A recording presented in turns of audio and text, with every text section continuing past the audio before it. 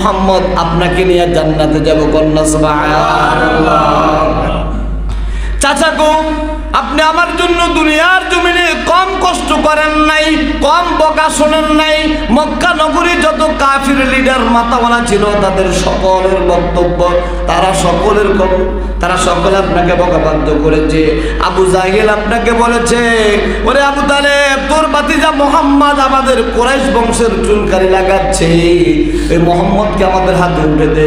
কিন্তু আপনি আবু তালেব এক বাক্যে বলে দিয়েছেন, ও আবু জাহেল, একবার বলছিস আর বলিস না, যদি আমার মোহাম্মদের দিকে তাকাস আমি তোদের গর্দানে রাখবো না, আমি তোদের হাত পা আমি কুপিয়ে আমি তোদেরকে টুকরা টুকরা করে ফেলবো। আল্লাহু আকবার।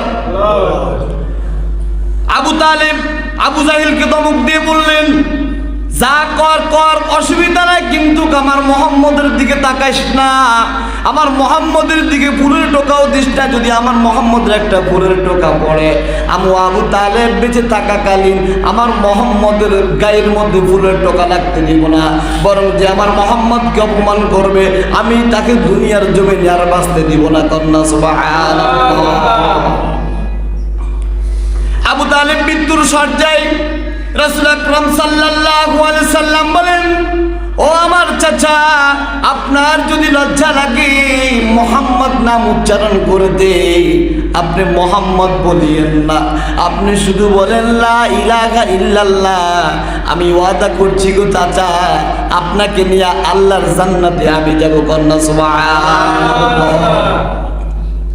চাচার মনটা নরম হলো, দিলটা নরম হলো, কালিমা পড়বে ভাব।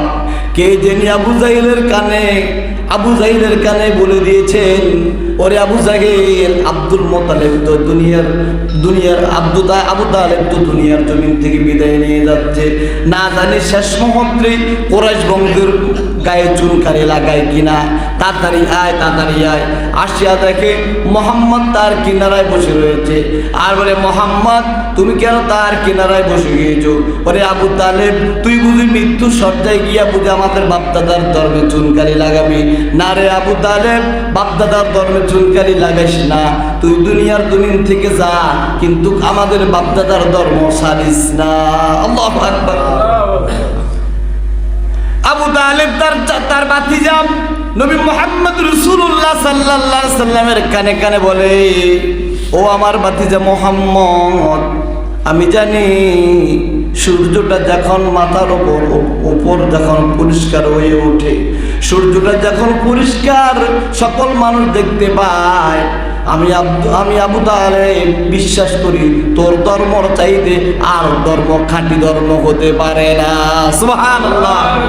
কিন্তু আমি আমার বাপদাদার ধর্মে চুনকারি লাগাবো না, আমি আমার বাপদাদার ধর্ম ছাড়তে পারবো না।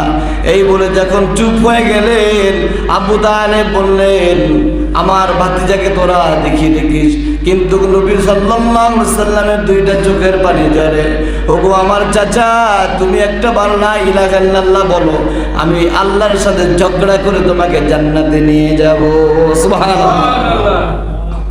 আবু জাহেল পাহারাদার করে দিয়েছেন, আব্দুল মুত্তালিব যে কোন সময় ইন্তেকাল করতে পারে, দেখিস তোরা মোহাম্মদ না জানি তাকে কালমা পড়ায়, মোহাম্মদ যদি কালমা না পড়াইতে পারে মোহাম্মদকে সরিয়ে দাও, মোহাম্মদকে বিদায় করে দাও।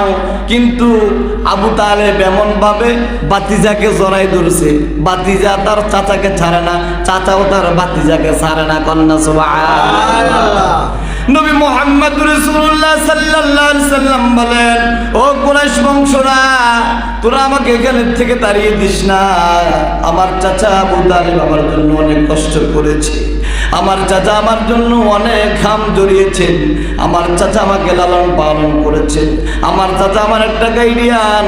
তোরা আমাকে আমার চাচার সামনে থেকে যাইতে দিস না, আমি আমার চাচার কিনারায় বসবো।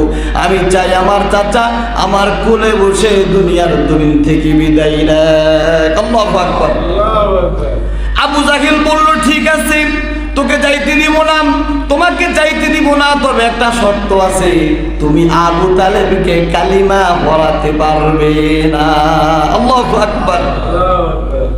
রাসূলুল্লাহ সাল্লাল্লাহু আলাইহি সাল্লাম কাঁদতে কাঁদতে রাসূলুল্লাহ সাল্লাল্লাহু আলাইহি সাল্লামের চোখগুলো ডালিমের মতো লাল হয়ে গেল।